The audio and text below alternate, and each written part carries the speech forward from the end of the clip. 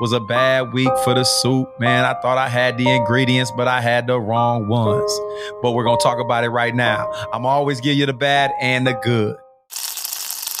Welcome, everyone, to our hot edition in week 7 of I Told You So. But I didn't. Man, this week, oh my God, was just a terrible week for me in general in fantasy football. I'm going to be honest with y'all, man. I lost in 15 of my 23 leagues.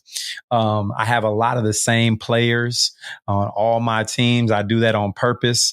So I don't have to manage, so many teams, and I can do them mostly in the same way. Man, it's crazy out here right now. What happened in week 7, a lot of the top guys that would be your top 10 plays for the week absolutely shit the bed. And there were so many guys that we had never heard of before, man. It just had awesome games. Guys that were supposed to be that haven't been all year broke out.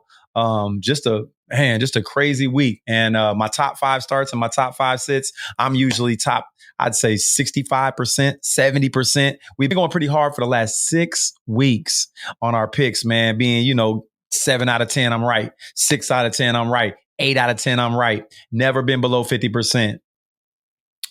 This week, man, I should have told myself so. I'm talking about your boy Hasu went 2 for 9 this week. The other one was like, okay, it wasn't bad. It wasn't good. My top 5 starts last week, man, was Drake London, who ended up with a pedestrian 6 receptions, 54 yards. Wasn't a terrible game. Could have been worse. But, I had him forecasted for way more, at least a touchdown. 8.4 points. I think I forecasted him for around 20.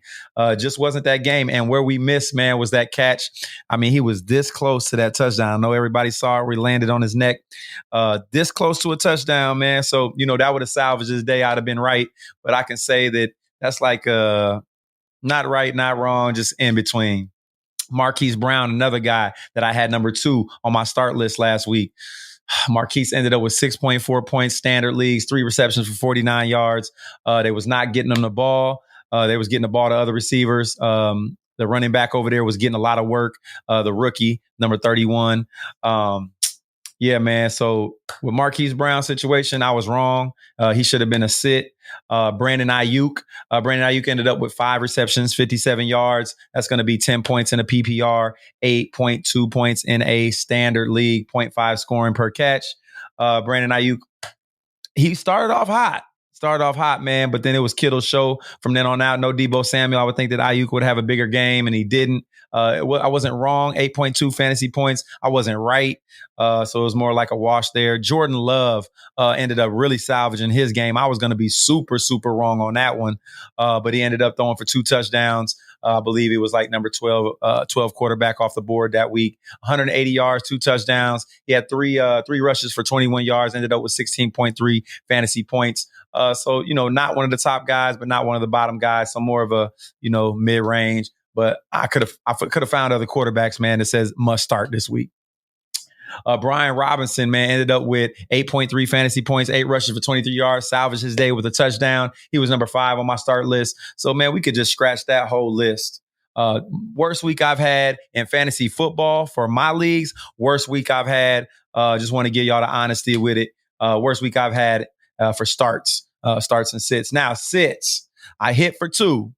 Chris Godwin only ended up with 6 receptions for 60 yards, exactly what I forecasted him for, the exact amount of points I forecasted him for. And I told y'all that Mike Evans was going to have a big day, and he did. DJ Moore, I was also right on, 8 receptions, 54 yards. He had 9.4 points in standard leagues.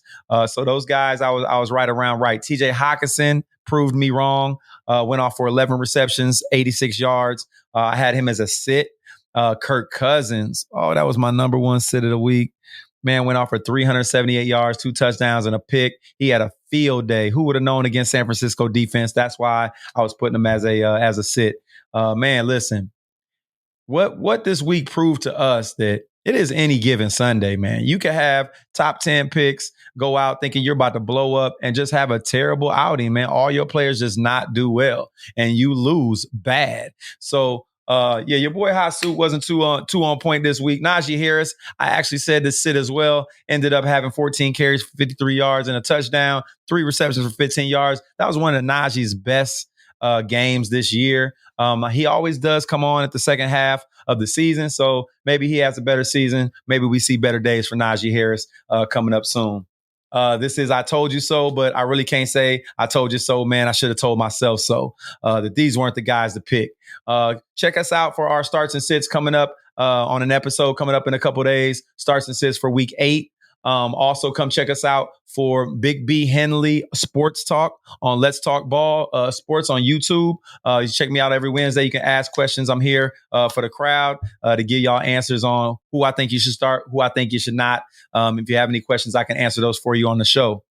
You can also inbox me on YouTube Fantasy Channel. Go to my Hot Soup Fantasy Football, like and subscribe. You can go on there, message me, man. I'll message you back within 24 hours. I check that thing every 24 hours, go through, and I message all my subscribers back on, their thoughts on what Hot Soup thinks about, their week coming up, or, what they need to do about fixing that roster and getting that roster right. Other than that, man, appreciate y'all. It's Hot Soup Fantasy Football, and I'm out.